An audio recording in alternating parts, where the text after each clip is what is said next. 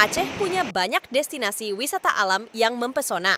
Di Kabupaten Aceh Utara, misalnya, air terjun Tujuh Bidadari terdapat di pedalaman Aceh, tepatnya di Kabupaten Aceh Utara.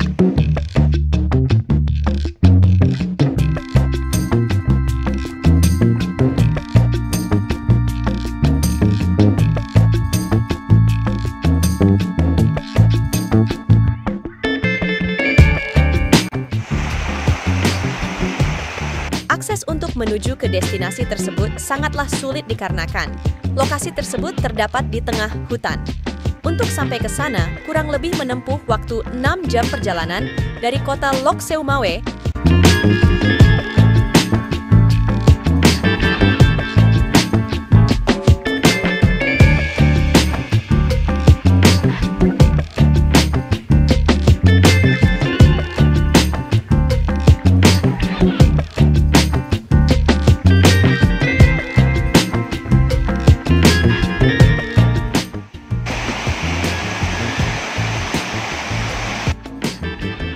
Air terjun Tujuh Bidadari memiliki ciri khas yang membedakannya dari air terjun lain di daerah tersebut.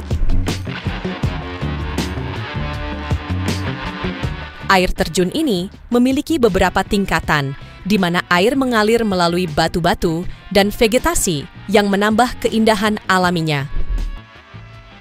Pemandangan di sekitar air terjun juga sangat memukau, dengan hutan tropis yang rimbun dan udara segar.